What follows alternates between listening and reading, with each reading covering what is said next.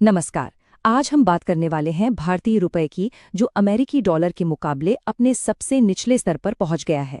तो चलिए इस पूरे मामले को जरा विस्तार से समझते हैं। आंकड़ा देखिए 90.13।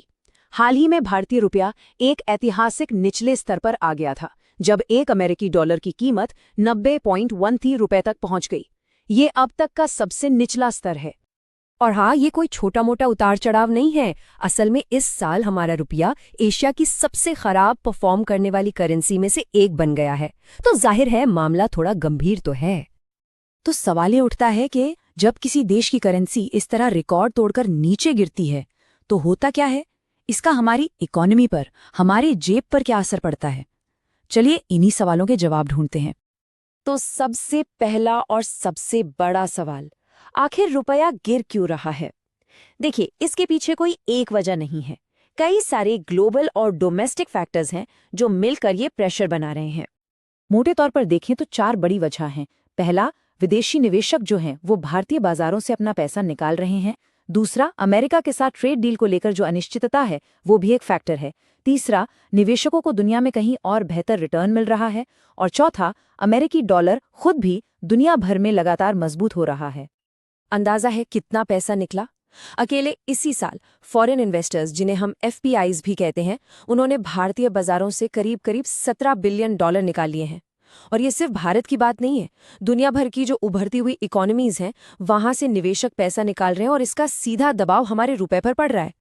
तो मतलब ये पूरा खेल सप्लाई और डिमांड का है। बहुत सिंपल, जब बाजार से इतने सारे डॉलर बाहर चले जाते हैं तो जो बचे हुए डॉलर हैं उनकी डिमांड बढ़ जाती है। और जब किसी चीज की डिमांड बढ़ती है तो वो महंगी हो जाती है। बस डॉलर रुपये के मुकाबले और महंगा हो जाता है। अच्छा, ये तो हो गई वजहें कि रुपया क्यों गिर रहा है। पर अब आते हैं असली मुद्दे पर कि इसका असर क्या हो रहा है हमारी इकोनॉमी पर। मतलब क्यों से अब आते हैं तो क्या पर। इसे एक डोमिनो इफेक्ट की तरह समझिए। सबसे पहले रुपया कमजोर होता है। फिर क्योंकि रुपया कमजोर है तो विदेशों से सामान मंगाना, यानी हमारा इंपोर्ट, महंगा हो जाता है। जब इंपोर्ट महंगा होगा तो जाहिर है महंगाई बढ़ेगी। और आखिर में इसका असर हमारी बचत पर पड़ता है, उसकी वैल्यू कम हो जाती है। एक सीधा सा उदाहरण लेते हैं, कच्चा तेल और खाने का तेल। ये दोनों चीजें हम बड़े पैमाने पर बाहर से मंगाते हैं। अब जब रुपया कमजोर होता है तो इन्हें खरीदने के लिए हमें ज्यादा रुपए देने पड़ते हैं। और इसका सीधा असर कहाँ दिखता है? पेट्रोल, डीजल और घर की रसोई गैस की कीमतों पर। और कहानी यहीं खत्म नहीं होती। सरकार का जो करंट अकाउंट डेफिसिट है, मतलब इंपोर्ट और एक्सपोर्ट के बीच का गैप, वो बढ़ जाता है। बड़ी बड़ी कंपनियों को भी भविष्य के उतार चढ़ाव से बचने के लिए ज्यादा पैसा खर्च करना पड़ता है। और अंत में आम आदमी की जो खरीदने की ताकत है वो कम हो जाती है। लेकिन एक मिनट, क्या रुपए का गिरना हर किसी के लिए सिर्फ बुरी खबर है? जी नहीं, ऐसा नहीं है। कुछ सेक्टर्स के लिए इसमें एक अच्छी बात भी छिपी होती है।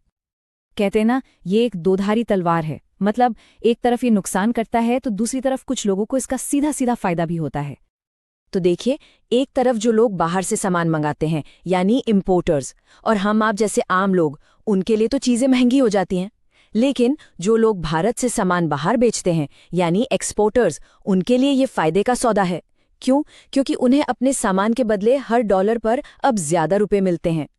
इसी तरह जो एनआरआईज हैं, उनके लिए भारत पैसा भेजना सस्ता हो जाता है और हमारे देश का बना सामान ग्लोबल मार्केट में ज्यादा कॉम्पिटिटिव हो जाता है।